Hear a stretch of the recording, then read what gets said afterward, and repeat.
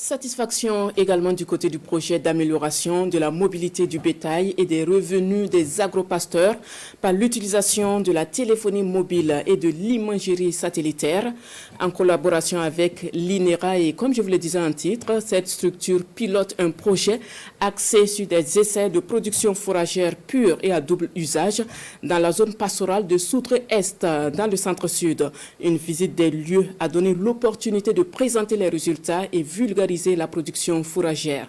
Visite suivie et commentée par Souleymane Sanou et Maïmouna Traoré. Produire du fourrage de qualité et en quantité au Burkina Faso, c'est bien possible.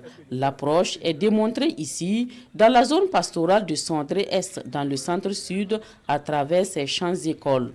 Les essais sont axés sur la production de fourrage pur avec des graminées annuelles et pérennes et de fourrage à double usage, notamment le sorgho et le niébé. Nous avons sélectionné des céréales, des variétés de céréales et des variétés de légumineuses qui donnent assez de fourrage et de grains pour adresser la question de l'alimentation de l'homme et de l'animal. Pour ce qui est de la production fourragère pure, leur particularité, une fois que vous mettez en place, vous avez une culture pérenne qui peut aller 5, 10 et même 15 ans si vous avez un meilleur entretien.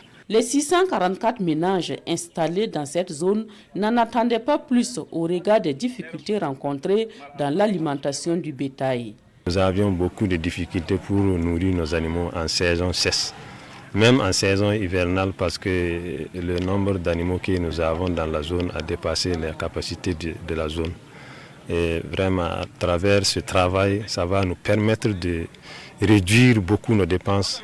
L'initiative est noble selon les visiteurs du jour et mérite d'être vulgarisée. La problématique de l'alimentation du bétail est à la source de beaucoup de difficultés au niveau des acteurs et au niveau des responsables. Et ce que nous avons vu, ça va apporter une réponse vraiment fondamentale à la question de l'alimentation du bétail, à la transhumance et également une prévention même dans le cas déjà au niveau des conflits. C'est une phase pilote et donc on espère que les producteurs vont appréhender la réalité des choses et pouvoir travailler à s'approprier de ces variétés, de ces itinéraires techniques et pouvoir les vulgariser pour participer à augmenter la production fourragère. Ces essais de production fourragère sont mis en œuvre par l'Organisation néerlandaise de développement SNV en partenariat avec l'INERA à travers le projet d'amélioration de la mobilité du bétail et des revenus des agropasteurs par l'utilisation de la téléphonie mobile et de l'imagerie satellitaire Modem Plus. Nous nous sommes fixés 4 axes d'intervention. Le premier, c'est de faciliter la mise en place d'infrastructures pastorales et de faire aussi de la production fourragère. Et le deuxième axe, c'est d'accompagner les chaînes de valeur pastorale. Et le troisième axe d'intervention, c'est travailler sur tout ce qui est cadre institutionnel, réglementaire et politique. Et enfin, pour nous et nos partenaires étatiques et non étatiques, c'est de renforcer les capacités des acteurs.